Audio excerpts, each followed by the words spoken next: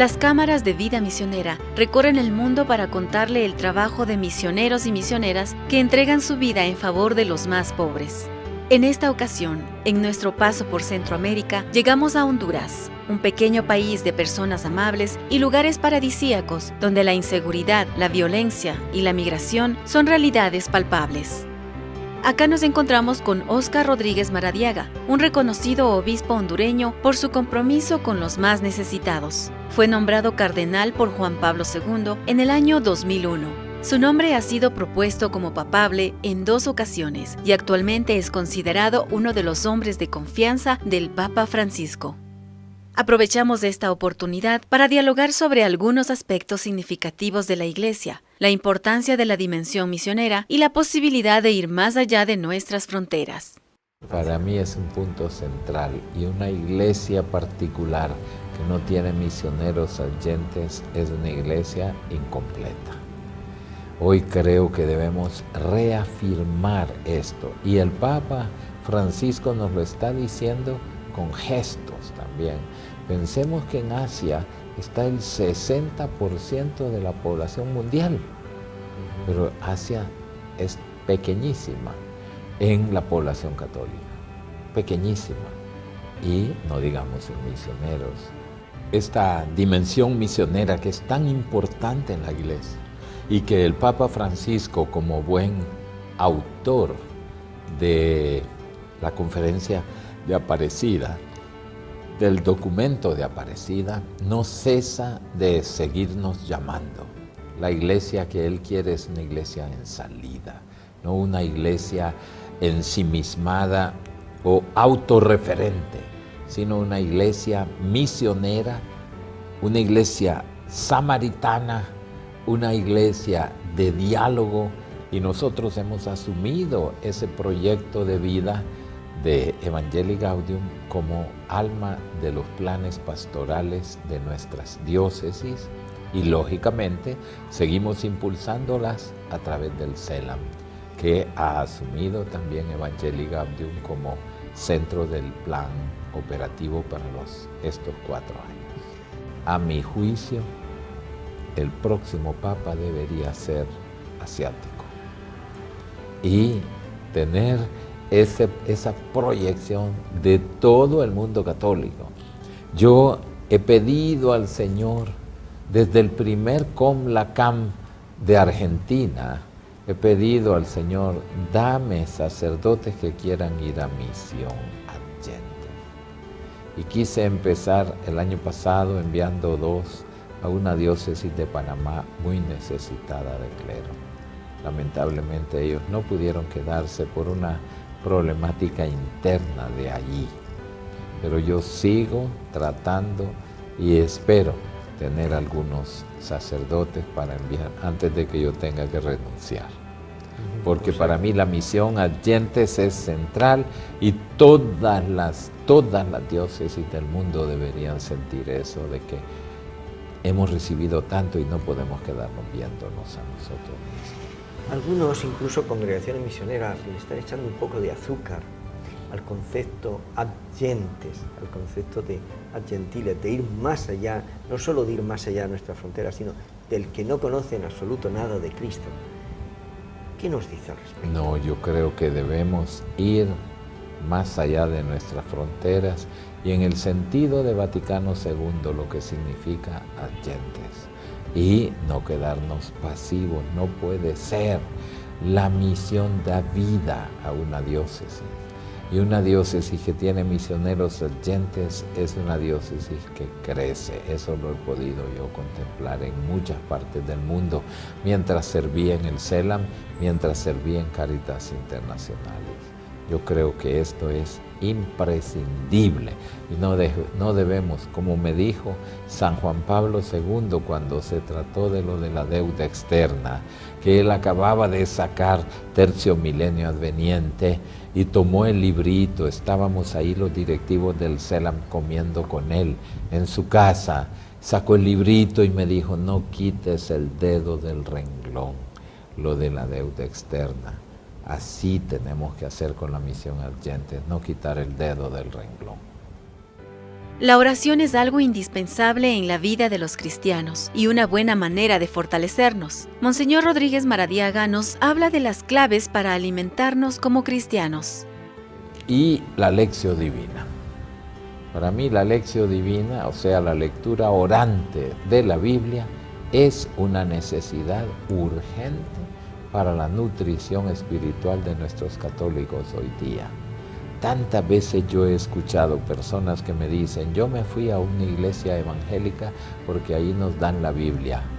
Y en la iglesia católica, solo misa. Ahora les digo, me queda tristeza. Hay gente que ha pasado muchos años participando en la Santa Misa y ni se ha dado cuenta que tenemos lecturas de la palabra de Dios. Es triste, pero hay que ponerle más todavía. Muchas iglesias evangélicas tienen la clase bíblica que llaman, ¿verdad? Y conocen la Biblia y profundizan la Biblia. Y nuestros católicos, pues, muy poco.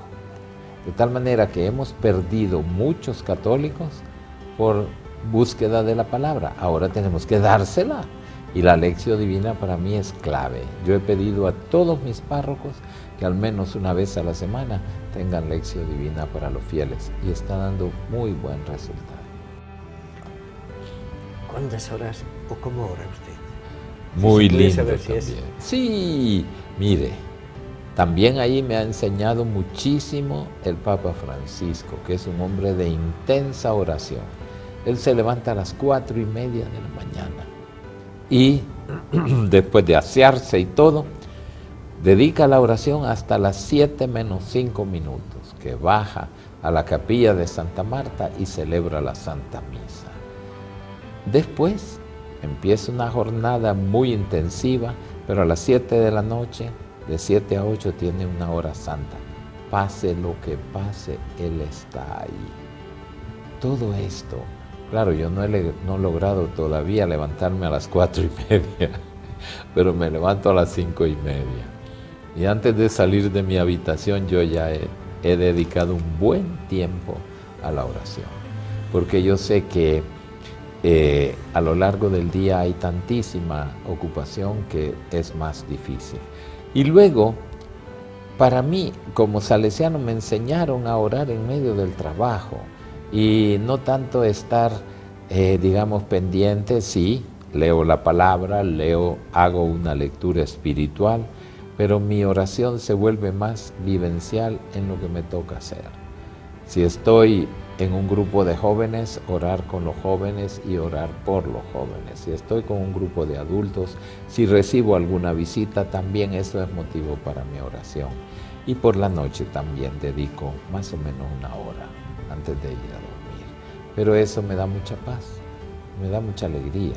Y además yo he tenido que viajar mucho, sea por el CELAM, sea por la Cáritas, y entonces desarrollé la espiritualidad del aeropuerto.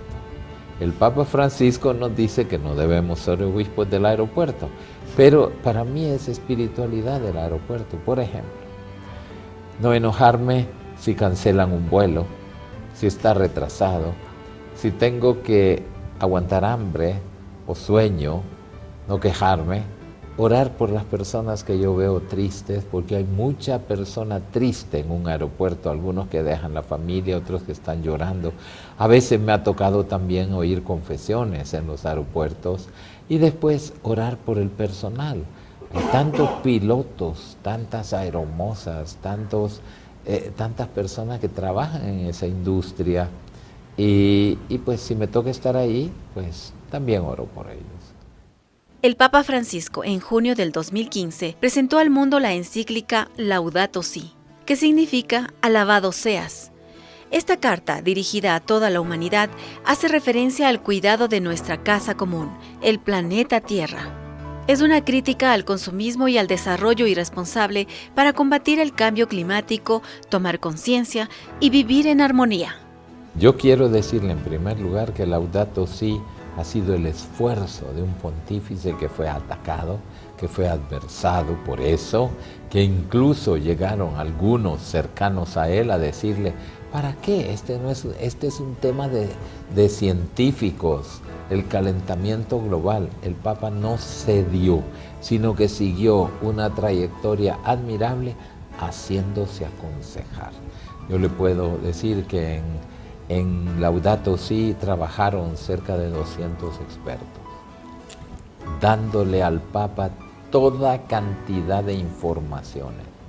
Y al mismo tiempo se robaron un borrador de la encíclica las compañías involucradas en la industria del petróleo y del carbón, porque pensaban que el Papa los iba a condenar. Y el Papa más bien lo que ha hecho es ampliar el horizonte. El problema no es el calentamiento global, el problema es el no cuidar la casa común. Y entonces uno de los signos de esperanza para mí es que el Papa nos ha dado a cada uno de nosotros la pregunta: tú también eres corresponsable. No hay uno de nosotros, los habitantes de este mundo, que no seamos corresponsables. Y el gran esfuerzo ahora es implementar Laudato Si. No dejar que Laudato Si se duerma. Yo puedo decirle que en mis años de presidente de Cáritas Internacional tuve que participar en muchas cumbres del clima y eran tiempo perdido. Y yo, después de la última en Durban, dije: no vuelvo más. Pero después de la cumbre de París dije: bravo, Santo Padre, porque él fue, con tanta importancia que fue el secretario de Estado, y fueron otros personajes del Vaticano, y que Laudato Si tuvo un eco y está empezando a dar frutos.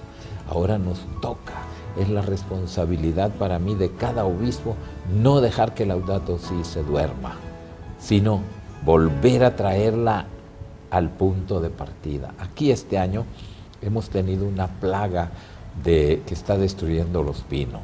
Sí. Y entonces estamos ya comprometidos a plantar varios millones de árboles el día 30 de septiembre. Y lo vamos a lograr porque todos los estudiantes, nosotros tenemos 19,000 estudiantes en la Universidad Católica, en los distintos campus. Y entonces estamos comprometidos a dedicar esa jornada a plantar cuantos más árboles podamos, en diálogo con el Ministerio de Ambiente. El Ministerio de Ambiente ha comprado copias de la encíclica Laudato Si para todos sus trabajadores. De tal manera que esto ya no es simplemente una actividad de la Iglesia, sino también del Estado. Y esto me parece que deberíamos seguirlo implementando. Yo, por lo menos, donde voy, estoy poniendo a Laudato Si sobre la mesa. Los católicos de América Latina, ¿qué podemos hacer? En primer lugar, tomar conciencia de que hay demasiado intimismo. O sea, sí, ha crecido mucha espiritualidad, pero espiritualidad de movimientos, espiritualidad de encuentros muy fraternos y muy bellos, pero falta la espiritualidad de la ecología, que es lo que Laudato Si nos dice. Y entonces pensar que ya nuestra vida espiritual no puede estar separada de nuestra vida ordinaria, de la vida de cada día. Un católico que no se preocupa por esto y que no lo tiene como un punto de referencia de su espiritualidad, anda desviado. Tenemos que hacer mayor conciencia cada día de que esto no es cuestión ni de la jerarquía, ni es de cada bautizado que es corresponsable, como nos dice Laudato Si. Y yo trato de reavivar esta conciencia en nuestras parroquias, a nuestros fieles, en nuestros grupos apostólicos, de tal manera que ese signo que pensamos dar ahora el 30 de septiembre sea como una sacudida, como un terremoto espiritual. Yo también soy corresponsable.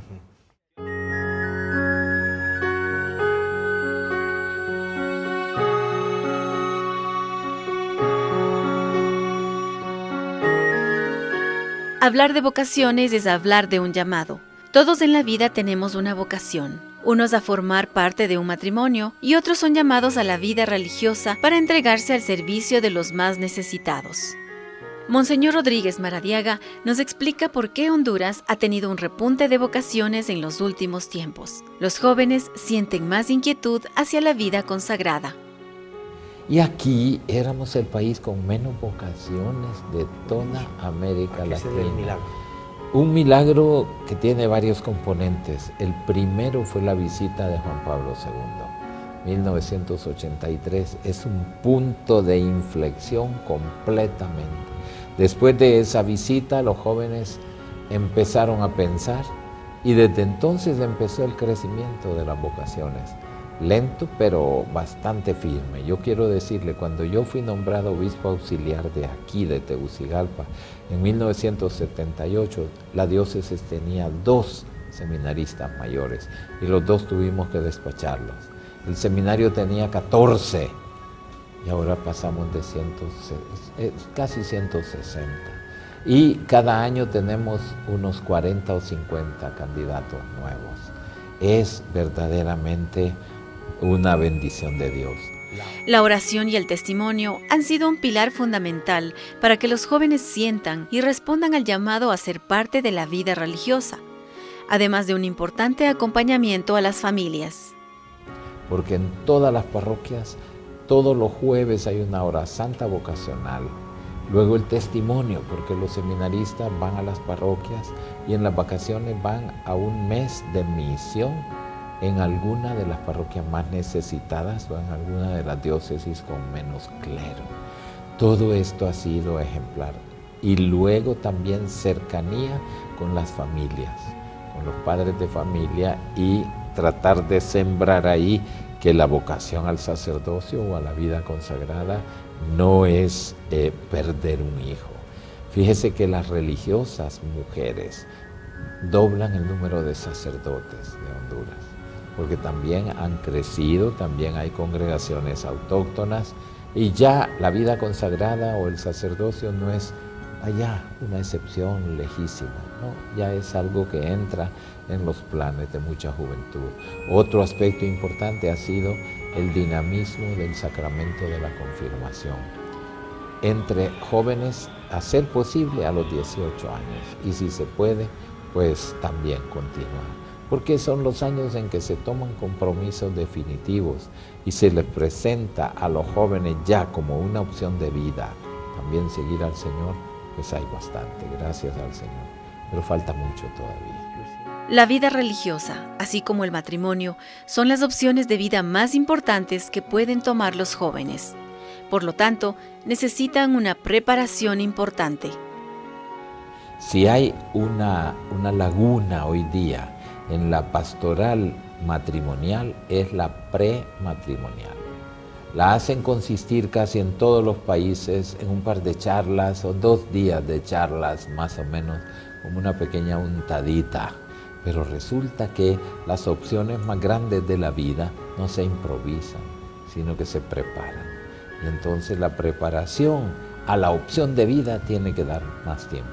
Para mí, y lo dije en el sínodo, debe existir como una especie de camino catecumenal entre la confirmación y la boda, o entre la confirmación y la entrada en un seminario o en una congregación religiosa. Y no puede ser un periodo breve, es una preparación sólida, profunda, empezando por una auténtica educación sexual, porque este ha sido un tema tabú y ni los padres de familia quieren asumirlo y ahora mucho menos las parroquias. Y es imprescindible. Gracias a Dios tenemos la Amoris Laetitia, que eso es para mí la carta magna de la familia cristiana, la familia católica. Y poder desmenuzarla llega hasta detalles preciosos que creo deben ser cada día más conocidos y comprendidos, pero sí una preparación sólida para la opción de vida. Muchos jóvenes no deciden dar el paso hacia el matrimonio debido a que, entre otras cosas, le tienen miedo al fracaso por los malos ejemplos vividos. Ante esta premisa, Monseñor Óscar Rodríguez nos insiste en la importancia de la preparación. Cuanto más preparado esté uno, menos miedo tiene. Un piloto que inicia tiene miedo, pero en la medida en que se prepara cada día más y practica cada día más, se le quita el miedo, hasta el día en que le dice el instructor, bueno, ahora te toca solear, y así le dicen, solear, o sea, volar solo, por la primera vez. Y ahí es la hora de la verdad. Lo mismo pasa con la opción de vida. Claro, ¿cómo se prepara la mayoría de los jóvenes para una unión matrimonial? Con lo que ven quizás en su familia de origen, con los buenos y malos ejemplos, con lo que ven en las telenovelas, tristemente, sobre todo para las jovencitas, todo es color de rosa como en las telenovelas. Y muchas veces con una iniciación sexual que es equivocada. Y luego, pues, no tienen formación humana necesaria para cultivar las virtudes humanas. Porque una persona mediocre que se casa con otra persona mediocre van a tener un matrimonio mediocre. Pero personas que han luchado para superarse, para ser seres humanos de calidad, van a tener una familia de calidad. Y la calidad no está en lo material, la calidad está en la riqueza humana de cada persona. Es un camino largo. Para mí, el Papa hizo bien en convocar los primeros sínodos de su pontificado sobre esta temática, y ahora nos toca aplicarla y ponerla en práctica.